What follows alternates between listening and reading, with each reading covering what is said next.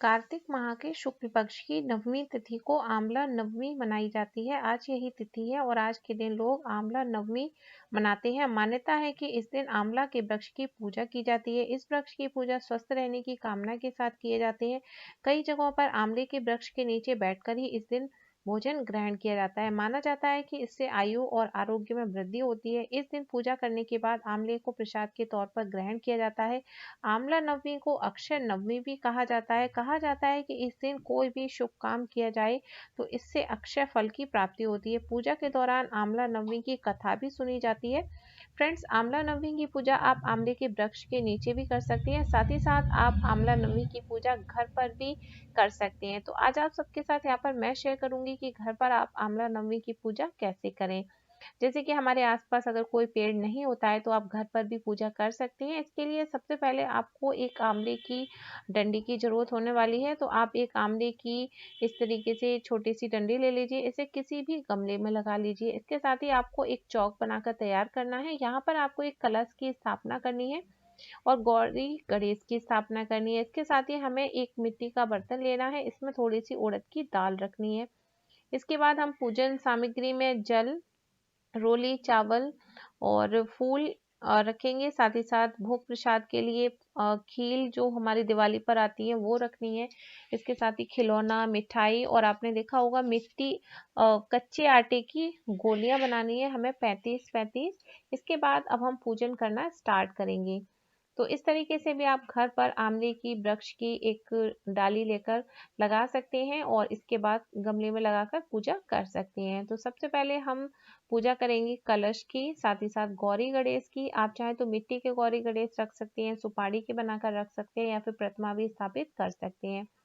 सबसे पहले आपको गौरी गणेश पर कलश पर थोड़ा सा जल छिड़कना है। इसके बाद हम रोली से तिलक करेंगे, चावल लगाएंगे और इसके साथ ही हम यहाँ पर थोड़ी सी प्रिपरेशन है उसको भी कर लेंगे। तो जैसे सुगंधी चढ़ाते हैं तो इसके लिए आप थोड़ा सा रुई में इत्र लगाकर सुगंधी तैयार कर सकते हैं और उसे हम थोड़ा थोड़ा कर कर चढ़ा देंगे। तो सबसे पहले यहाँ पर ये मेरे साथ भाभी है, ये पूजा कर रही है। तो मैं फर्स्ट टाइम आज यहाँ पर आंवला नवमी की पूजा कर रही हूँ तो सोचा कि चलो आप लोगों के साथ भी शेयर कर देती हूँ। बहुत ही अच्छी पूजा होती है, बहुत ही शुभ फल की प्राप्ति होती है। और यहाँ पर गौरी गणेश की पूजा करने के पश्चात आप यहाँ पर थोड़ा सा वस्त्र के लिए कलावा भी अर्पित कर सकते हैं। साथ ही साथ हमें 2 लाल वस्त्र भी रखने हैं आंवला पर चढ़ाने के लिए। तो यहाँ पर ये सुगंधी तैयार हो गई है तो हम थोड़ा थोड़ा सुगंधी चढ़ाएंगे। इसके बाद हम यहाँ पर जो खील, खिलौना, मिठाई है इसको चढ़ाएंगे, फूल चढ़ाएंगे। और कैमरे को मैं यहाँ पर थोड़ा सा पास कर रही हूँ जिससे कि आप लोगों को बहुत अच्छे से दिखे। तो ये यहाँ पर हम इत्र से पहले सुगंधी बनाकर तैयार कर लेते हैं और धूप इतनी ज़्यादा तेज निकली हुई थी कि पता ही नहीं चल रहा था कैमरा में ठीक से आ भी रहा है कि नहीं। तो इत्र को थोड़ा सा रुई में ज़्यादा सा गिरा लीजिए। इसके बाद ये सुगंधी हमारी बनकर तैयार हो जाती है। तो सबसे पहले हम गौरी गणेश की कलश की पूजा करेंगे और भाभी ने कर ली है तो यहाँ पर पहले मैं भी पूजा कर लेती हूँ। और यहाँ पर हमने रोली चावल से पहले तिलक किया है, जल छिड़का है। इसके बाद हम यहाँ पर तिलक करने के बाद फूल चढ़ाएंगे, साथ ही साथ दक्षिणा भी चढ़ानी है। और इसके साथ ही जो मिठाई है, खिलौना, खील है, ये सब कुछ चढ़ा देंगे। और गौरी गणेश की पूजा करने के पश्चात ही हम आंवले की पूजा करेंगे। तो हम लोग घर में इसी तरीके से पूजा कर लेते हैं क्योंकि हर जगह पेड़ जो है आंवले का पॉसिबल नहीं होता है। अगर घर के पास में पेड़ नहीं है तो आप इस तरीके से घर पर आसानी से पूजा कर सकते हैं। और अब हम यहाँ पर करेंगे आंवले के वृक्ष की पूजा। तो इसके लिए हम सबसे पहले जल छिड़केंगे। इसके बाद हम आंवले की जो हम डाली है इस पर हम थोड़ा सा रोली चावल लगाएंगे, वस्त्र उड़ाएंगे। तो एक कोई भी आप लाल चुन्नी, कपड़ा जो भी आपके पास हो आप चढ़ा सकते हैं। और इसके साथ ही सुगंधी चढ़ानी है, फूल चढ़ाना है और जो भोग प्रसाद है उसे चढ़ाइए, दक्षिणा चढ़ाइए, थोड़ा सा कलावा भी चढ़ा दीजिए। इसके बाद हम धूप दीप दिखाएंगे और इसके बाद हम कथा पढ़ना स्टार्ट करेंगे। तो मैंने आपके साथ यहाँ पर 2 कथा शेयर की हैं, आप दोनों में से कोई भी पढ़ सकते हैं। बहुत ही छोटी छोटी कथा है और बहुत ही अच्छी कथा है। कथा पढ़ने के बाद ही आपको आंवला नवमी का क्या महत्व है ये सब बहुत ही अच्छे से क्लियर पता चल जाएगा। और आंवला नवमी की पूजा बहुत ही अच्छे से मनाई जाती है। और ये कच्चे आटे की गोलियाँ हम इस तरीके से आंवले के वृक्ष से चढ़ाएँगे, जो 35-35 हमें बनानी होती है, और इसे एक प्लेट में रख लिया है क्योंकि ये पूजा करने के पश्चात इन गोलियों को हम गाय को खिला देंगे। तो पेड़ के नीचे ना चढ़ाकर आप इस तरीके से रख लीजिए, और इसके जब पूजन वगैरह हो जाता है इसके बाद ही आप इन्हें गाय को खिला सकते हैं। पूजन करने के पश्चात हम हाथ में थोड़ा सा फूल और चावल लेकर आप कथा पढ़ेंगे। आंवला नवमी के दिन एक सेठ ब्राह्मणों को आंवले के पेड़ के नीचे बैठाकर भोजन कराया करते थे, साथ ही उन्हें सोना सदान किया करते थे। यह सब देख सेठ के पुत्रों को अच्छा नहीं लगता था। यह देख वो अपने पिता से बहुत झगड़ा करते थे। रोज रोज की लड़ाई से तंग आकर वो दूसरे गांव में रहने चला गया। जीवन यापन के लिए उसने वहां एक दुकान लगाई।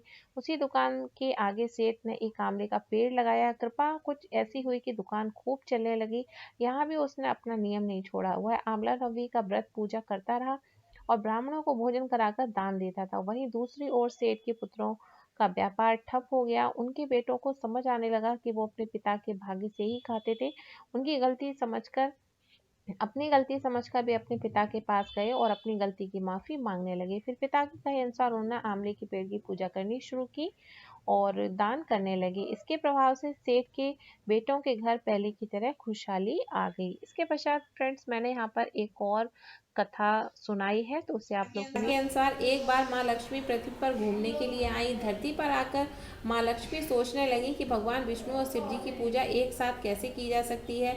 तभी उन्हें याद आया कि तुलसी और बेल के गुण आंवले में पाए जाते हैं। तुलसी भगवान विष्णु को और बेल शिव जी को प्रिय है। उसके बाद माँ लक्ष्मी ने आंवले के पेड़ की पूजा करने का निश्चय किया। माँ लक्ष्मी की भक्ति और पूजा से प्रसन्न होकर भगवान विष्णु और शिव जी साक्षात प्रकट हुए। माता लक्ष्मी ने आंवले के पेड़ के नीचे भोजन तैयार करके भगवान विष्णु व शिव जी का भोजन कराया। उसके बाद उन्होंने खुद भी वही भोजन ग्रहण किया। मान्यताओं के अनुसार आंवला नवमी के दिन अगर कोई महिला आंवले के पेड़ की पूजा कर उसी पेड़ के नीचे बैठकर भोजन ग्रहण करती है तो भगवान विष्णु और शिव जी उसकी सभी इच्छाएं पूर्ण करते हैं। इस दिन महिलाएं अपनी संतान की दीर्घायु तथा अच्छे स्वास्थ्य को लेकर कामना करती हैं।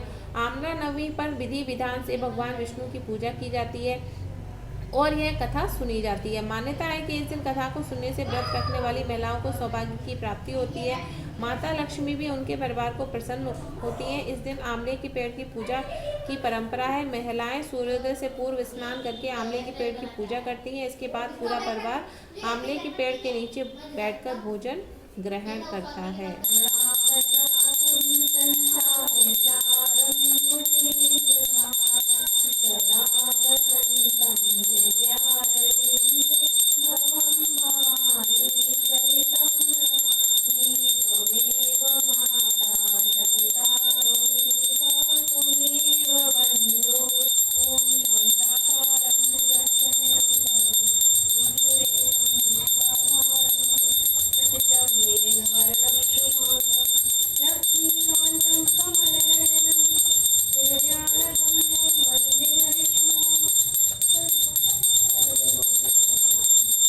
करने के पश्चात हम आचमन करेंगे और इसके पश्चात हमने यहाँ पर एक जो मिट्टी के बर्तन में दाल रखी थी उसमें हमने थोड़ा सा जल भी डाला हुआ है और इस जल जो मिट्टी का बर्तन है इसे हम हाथ में लेकर इसमें हम अपना चेहरा देखेंगे। थोड़ा सा टाइम लगता है क्योंकि जब पानी ठहरता है तभी आपको इसमें अपना फेस अच्छे से दिखाई देगा और ये आंवला नवमी की पूजा के दिन ऐसा करने का विधान है।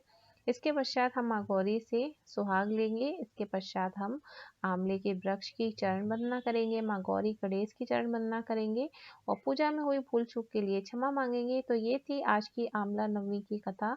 आप लोगों को कैसी लगी फ्रेंड्स मेरे साथ जरूर शेयर करना। और संपूर्ण पूजा के पश्चात आपको जो भोग प्रसाद होता है वही आंवले के वृक्ष के पास बैठकर करना होता है और साथ ही अगर आपके परिवार के लोग भी हैं तो आप उन्हें भी कराइए जैसे कि कथा में बताया गया है। तो आज की जानकारी कैसी लगी जरूर शेयर करना और चैनल पर पहली बार आए हैं तो चैनल सब्सक्राइब जरूर कीजिएगा। तब तक के लिए टेक केयर, बाय बाय।